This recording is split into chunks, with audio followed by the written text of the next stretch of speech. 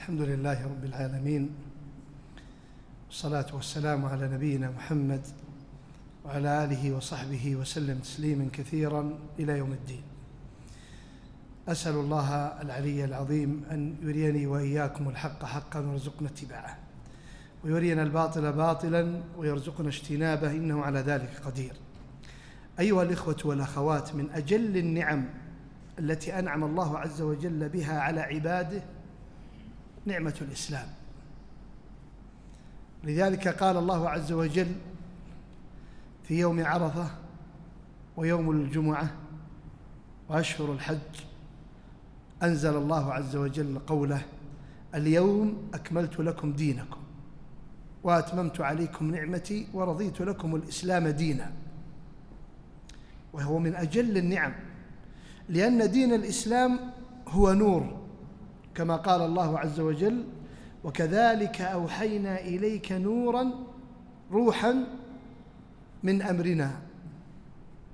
كذلك أوحينا إليك روحا من أمرنا ما كنت تدري ما الكتاب ولا الإيمان ولكن جعلناه نورا نهدي به من نشاء من عبادنا. وعندما يكون الإسلام نور أي تهتدي به، بل إن دين الإسلام جعله الله عز وجل رفعة ومكانة، فقال سبحانه: فاستمسك بالذي أوحي إليك إنك على صراط مستقيم وإنه لذكر لك ولقومك. ومعنى ذكر هنا يعني رفعة ومكانة لك. ولذلك دين الإسلام المتأمل فيه هو منهج حياة، منهج حياة. الإسلام معك في كل شؤون حياتك، بل المتأمل في شرائع الدين ومراتب الدين التي هي الإسلام والإيمان والإحسان يجد أنها مرتبطة بعضها بعض. فالإسلام رتب لك العلاقات حتى مع الناس، رتب لك العلاقات حتى مع جميع من في هذا الكون.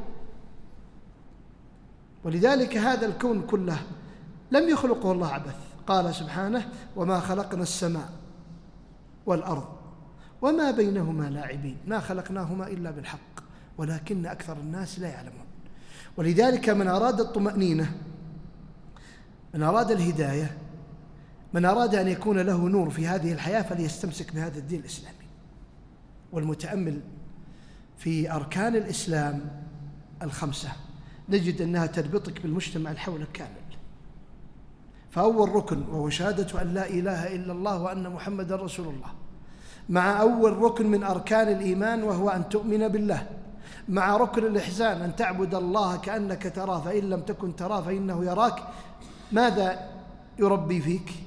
يربي فيك الرقابة الذاتية في شؤون حياتك كامل، أنك تعلم أن الله يراك، وتعلم أن الله سبحانه وتعالى يعلم سرك ونجواك ويعلم الظاهر والباطن، فيصير عندك إيش؟ تقوى. وهذه التقوى هي القاعدة الأساسية التي تتعامل بها مع الناس كلهم. شوف كيف أن الإسلام منهج. إيش قال الله عز وجل؟ يا أيها الناس إنا خلقناكم إيش؟ من ذكر وأنثى وجعلناكم شعوبا وقبائل لتعارفوا. نعم، بينك وبين إنسان جمعك بينك وبينه مصلحة مالية تعارف، بينك وبينه مصلحة وظيفية تعارف، بينك وبينه مصلحة اجتماعية قرابة تعارف، نسب صهر جيران. إذن هذه هي التعارف بين الناس. ولكن كل هذه التعارف جعلها الله عز وجل مرتبطة بهذا الدين الإسلامي وهو تقوى الله. إن أكرمكم عند الله إيش؟ أتقاكم. إذن علاقتك مع من حولك مرتبطة بماذا؟ بتقوى الله عز وجل. إذن هذا الركن الأول من أركان الإسلام وأركان الإيمان وركن الإحسان، كيف يربطك بالمجتمع. الركن الثاني من أركان الإسلام الصلاة. ما علاقة الصلاة بمنهج حياتك؟ ماذا تربي فيك؟ تربي فيك إيش؟ النظام. تربي فيك إيش؟ الطمأنينة والخشوع. تربي فيك إيش؟ أنك كما تراقب الله عز وجل في صلاتك فراقب الله عز وجل خارج صلاتك. قال سبحانه إن الصلاة تنهى عن الفحشاء والمنكر. طيب هل هناك فحشاء ومنكر في المسجد؟ لا، ما في. أين يكون الفحشاء والمنكر؟ خارج المسجد. والمتأمل في ركن الزكاة يربي فينا إيش؟ التكافل بين الناس والرحمة والبذل والعطاء. يقول الله عز وجل أهم يقسمون رحمة ربك نحن قسمنا بينهم معيشتهم في الحياة الدنيا ورفعنا بعضهم فوق بعض درجات ليتخذ بعضهم بعضا سخريا ورحمة ربك خير مما يجمعون. الناس عندما يتفاوتون في منازل الدنيا، في الجاه، في المال، في اللون البشرة، في اختلاف الأعراق، في اختلاف الأنساب، هل هذا التفاضل هو تفاخر أم تفاضل منافع؟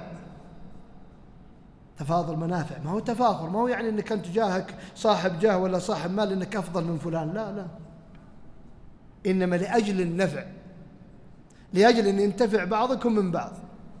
ولذلك لما نأتي إلى شرائع الإسلام من ناحية الزكاة نجد أن فيها منافع بعضنا البعض، إذن فيه ارتباط. لما نأتي إلى الصيام نجد أن فيه تعود على الصبر، صبر عن إيش؟ على الطاعة. والطاعة ترى يا إخواني اسم جامع لكل ما يحبه الله ويرضاه من الأقوال والأفعال الظاهرة والباطنة. قد تكون عندك طاعة في الصلاة في المسجد، وطاعة مع زوجتك وأولادك، وطاعة مع والديك، وطاعة مع إخوانك، وطاعة مع جيرانك، وطاعة مع إخوانك المقيمين، وطاعة حتى مع الحيوانات. شوف كيف الربط، كيف الإسلام يربط الإنسان. لما نتأمل التأمل الحقيقي نجد أن عندك إيش؟ عندك ترابط. لما نأتي للحج ونحن في أيام الحج، موسم عظيم، موسم الحج يجمع لك جميع أركان الإسلام كاملة. ولذلك لماذا كان العمل في أيام العشر ذي الحجة أفضل الأعمال؟ ليه؟ لماذا أنه كان أفضل الأعمال؟ كما أخبر النبي صلى الله عليه وسلم ما من عمل العمل الصالح فيه أفضل من هذه العشر، لأن الحج جمع ما بين إيش؟ ما بين التوحيد. كيف التوحيد؟ اجتماعهم بلباس واحد في صعيد واحد، وأفضل كلمة يقولون يوم عرفة لا إله إلا الله، توحيد. تخيل كلهم يتنقلون فين؟ يتنقلون ما بين الحجر، صح؟ كعبة حجر، منى حجر، وادي عرفات حجر، مزدلفة حجر، كلها كمال العبودية والتوحيد لله.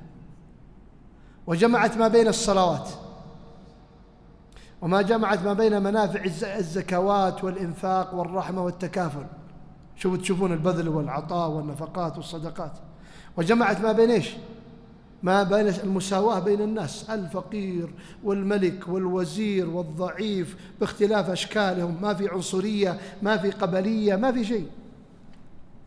وجمعت ما بين الصيام، فالناس في عرفة يتوسلون إلى الله بالدعاء، والمسلمون في جميع أنحاء البقاع يتوسلون إلى الله بالصيام. فكان الحج شعيرة عظيمة تجعل توحي لك بأن هذا الدين دين متكامل يجمع بعضه بعض. أيها الإخوة، من تأمل دينه وتمسك به بكتاب ربه وسنة النبي صلى الله عليه وسلم عاش مطمئنا سعيدا. ما يكون في مسألة إنها ملخبطة أوراقها. لماذا الناس تتلخبط عليهم أوراقهم أو يصير عندهم هموم وغموم وما يدرون وين يروحون؟ ليه؟ لأنهم بعدوا عن إيش؟ عن منهج الإسلام ترى. ولذلك أوصي نفسي وإياكم بالتمسك بهذا الدين والاعتصام به، واعتصموا بحبل الله جميعا ولا تفرقوا. ولذلك من تمسك بدين الله عز وجل سعد في الدنيا والآخرة. أسأل الله العلي العظيم كما جمعني وإياكم في هذا المكان أن يجمعنا مع نبينا محمد صلى الله عليه وسلم في الفردوس الأعلى من الجنة، وأن يوفق ولي أمرنا ونائبه لما يحب ويرضى، ويأخذ بنواصيه بالبر والتقوى، كما أسأله سبحانه وتعالى أن يغفر لي ولكم المسلمين والمسلمات ولآبائنا وأمهاتنا ولمن له حق علينا. أسأله سبحانه وتعالى أن ينصر إخواننا المسلمين المستضعفين في كل مكان، يولي عليهم خيارهم ويكفيهم شرارهم من عذاب القدير. أسأله سبحانه وتعالى من نسق لهذه الكلمة من الجهات المختصة والقائمين على هذا الجامع المبارك ومن حضر من قال آمين أن يجري لهم صدقتها وبركتها في أعمالهم وأموالهم وأولادهم إنه على ذلك قدير، وكذلك من سجل هذه الحلقة. وصلى الله وسلم على نبينا محمد وعلى آله وصحبه وسلم. جمعية الدعوة والإرشاد وتوعية الجاليات بأبها، بالدعوة نحيا.